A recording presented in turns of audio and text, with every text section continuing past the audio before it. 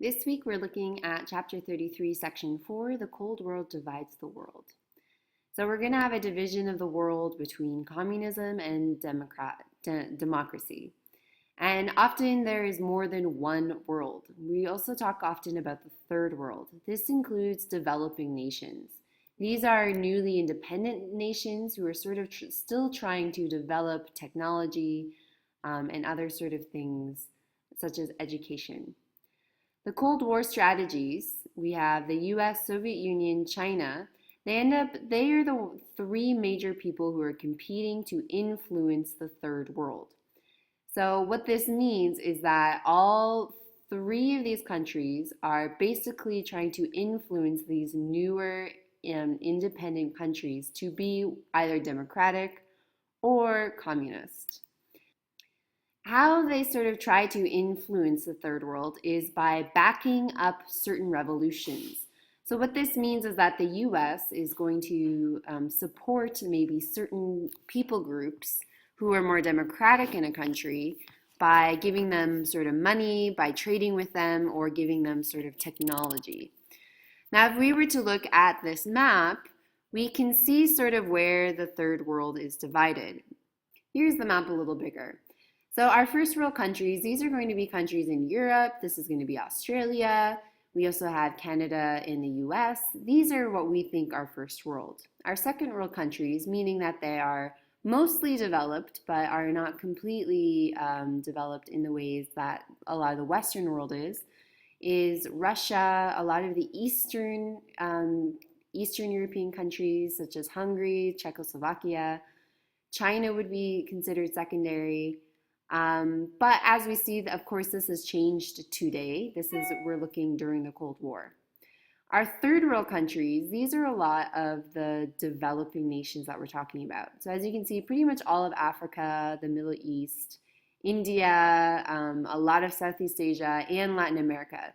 These are the countries that the US and the Soviet and China, they're trying to influence these countries by giving them money, aid, and technology. Some of these developing countries or third world countries, they did not really want to be involved in the Cold War. And these were countries like India. They basically were avoiding really dealing with the US or China or Soviet Union. They basically want to be left alone. In 1955, we have Indonesia is hosting different Asian and African leaders who also want to keep neutral. So there is actually an organization of third world countries that are basically saying, please, US and Soviets, leave us alone. We are going to figure out what we want to do by ourselves. We do not need your help. This is what we would call the non-aligned nations. They're independent countries who do not really want to be brought into the US and the Soviet Union's fight for communism versus democracy. Many third world countries actually welcomed the influence of either the US or of the Soviet Union. One particular country, it would be Cuba. Now, many of these countries, of course, are in Latin America that we're about to discuss. So in Cuba, we have Fidel Castro. Now, Castro is a communist, and he leads a revolt against the Cuban dictator. Now, this Cuban dictator is actually supported by the US. So until Fidel Castro took over in 1959, we have a dictator who is basically a puppet of America. Now, of course, America claims to be promoting democracy, but often they would have these sort of dictators that the US could sort of boss around in these countries. And that's what was happening in Cuba. So there was a lot of corruption in Cuba up until this point. So many people actually welcomed Castro. They wanted him to sort of take over power. So by 1959, Castro ends up being able to seize power in Cuba.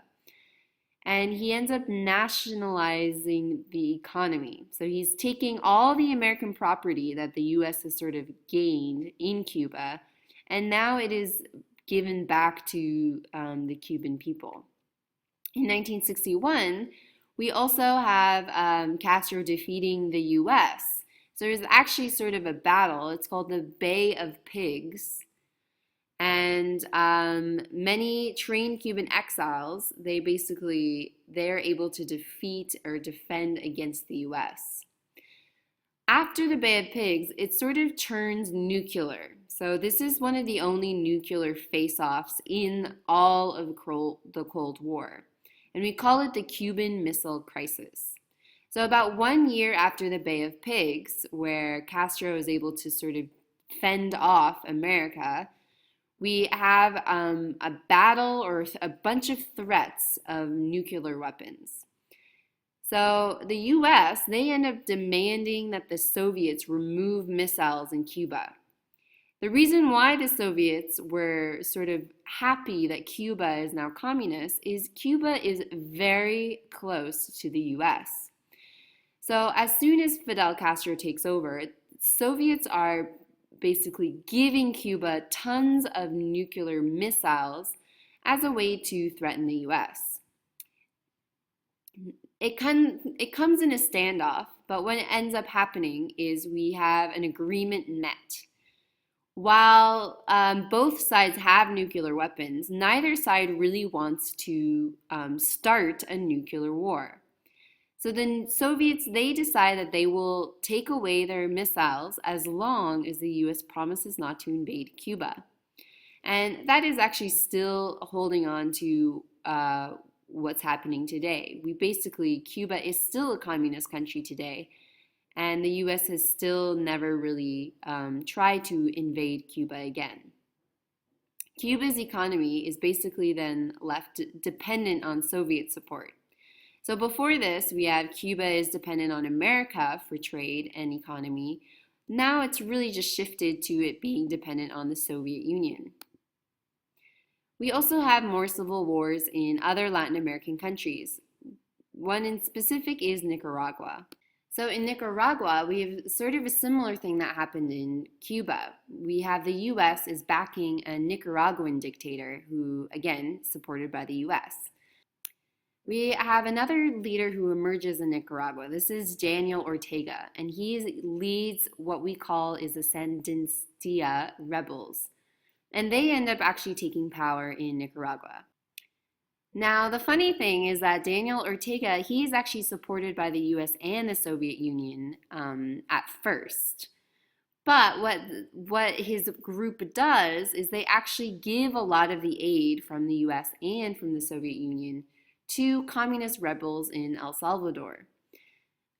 This sort of makes a reaction. The US obviously does not want to fund communist rebels, so they actually start to help anti-communist Contras in Nicaragua, who also assist the people in El Salvador who are against communism. By 1990, we have Nicaragua actually starting to hold free elections. And the Sandinistas, they end up losing. That's Ortega's party. But the whole thing is that this severely or horribly weakens the Nicaraguan economy. So there's sort of a battle between who is in leadership, and what causes the civil war against rebels ends up sort of making Nicaragua weaker, not stronger. We also have some confrontations in the Middle East. So in Iran, we have a guy named Shah Reza Pahlavi, and he actually embraces Western government. So he is actually inviting Western oil companies to come into the country. But this doesn't really make Iranian nationalists happy. So they actually end up overthrowing Shah, and they actually seize the British oil company. What ends up happening here is the US actually uses force to put Shah back into power. And the reason why is the US is sort of fearing that the Soviets will see Iranian nationalists as a way to convert Iran to communism as well. So when they put Shah back in power, he again westernizes Iran with the US support. But we have an Iranian Muslim leader. He is living in exile, but he is sort of going to spark up riots in Iran again. And so the Shah does not actually end up staying in Iran for very long. In 1978, we have Khomeini, sorry if I say that wrong, he sparks riots, and to this day, we don't really have much of a Western influence in Iran. In Iran, we start to, after the Shah leaves, we have a lot of Islamic revolutionaries. And in 1979 to 1980, they actually are holding American hostages. These are Americans who were in Iran at the time when the Shah was in government. They're being held hostage. These radicals, they end up taking control of Iran, and it also sparks increasing tensions with Iraq as well. So we have Iran, Iraq. There ends up being an 8-year war, and the U.S. actually aids, they give help to both sides. The reason that the U.S. is doing this is they are trying to see who's going to seize power. The Soviets, on the other hand, they're helping Iraq. The last sort of area that we're going to talk about in the Middle East is Afghanistan. Now, the Afghanistan is actually invaded by the Soviets, and they are helping put a communist government against any sort of Muslim rebels in Afghanistan. The rebels, of course, they end up fighting this communist government. The Muslim rebels, they do not like it that the Soviets are in their country. And so we have a war against Soviets in Afghanistan where the U.S. is giving these Muslim rebels weapons. The U.S. also stops grain shipments to the Soviet Union, which will eventually make the Soviets withdraw from Afghanistan in 1989. Now, of course, many of these places all turn on the U.S. So all these places that the U.S. helps initially, many of these places are going to end up turning on the U.S. themselves. One example is in Iraq. We have Saddam Hussein was actually funded by the U.S. and ends up becoming one of the U.S.'s biggest enemies. We also have these Muslim rebels. They're the ones who end up taking over Afghanistan, and now we have the U.S. fighting a war in Afghanistan. So your questions for this week. Do you think that the U.S.'s war against communism was effective? Tell me whether you do or you don't, and also give me specific examples why you think that way.